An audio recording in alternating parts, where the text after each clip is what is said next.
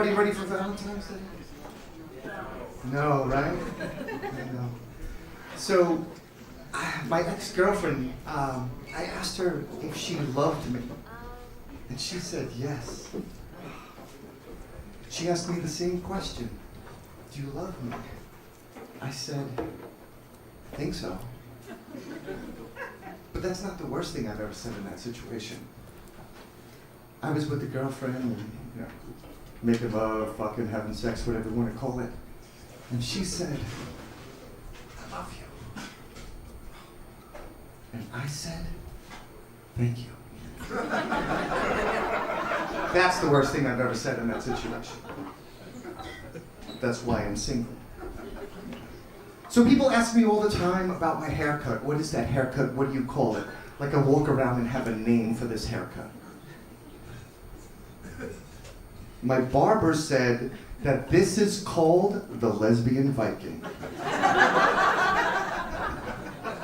Wait, so that means I can either gentrify your neighborhood or rape, plunder, and pillage? I'm in. What a beautiful world, huh? So something about me is that I'm a really good dancer. As a matter of fact, a great dancer. And I've been to a lot of weddings with my family, and they're not. So I came under the self-assumption that I was adopted. So I did the DNA test. Did anyone do it, 23andMe?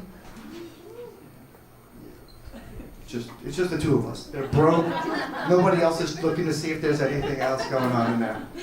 So I did. I checked it out. And before I did, I was proud of my family. They're from, they were other places, but they lived here. And so I'm Italian and I'm Irish. And I take my DNA test and I find out I'm now 4 shades of white. I'm Italian, Irish, English, and Scottish. And when you find out you're Scottish, you have to tell a story in your Scottish accent. Do you want to hear it? Yeah. Hey, it's a true story, I'll tell you here. One day I was out celebrating Tartan Day, a most glorious holiday. And this young lass, she walks over to me and she says, "Excuse me, sir, McKill." Hey. She says, "It's true they say they don't wear any underwear. Why don't you find for yourself?" So she took her hand and she put it under. She said, "Ooh, it's gruesome." Hey, if you keep your hand there a little bit longer, it'll grow some more. It did. So, I was dating this girl who was taller than me, which is unusual. I'm 5'9.5", which is technically 5'10". She's 6'2", in heels 6'3". So every time she came to kiss me, she had to lean down.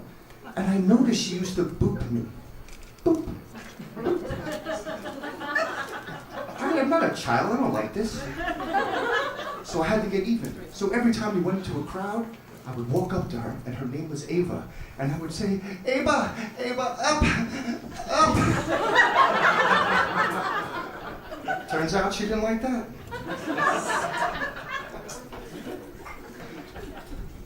Just recently I asked my mother if she could describe me in one word, would it be? And she said, not 1, 2. So what are these magical words? Amazing son, good son, okay son, son. No, that's not what she said. She called me uncomfortably charming.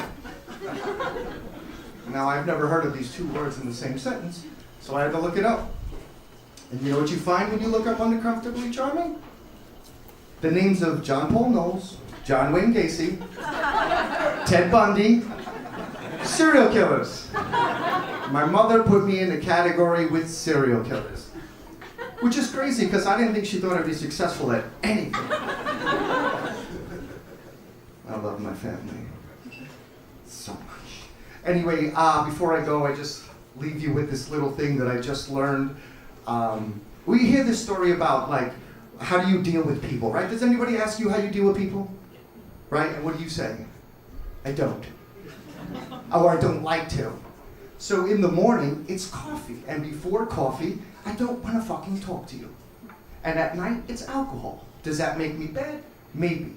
But I've learned this one lesson and I share this with you. It's coffee before humanity. And that's it. Thank you very much.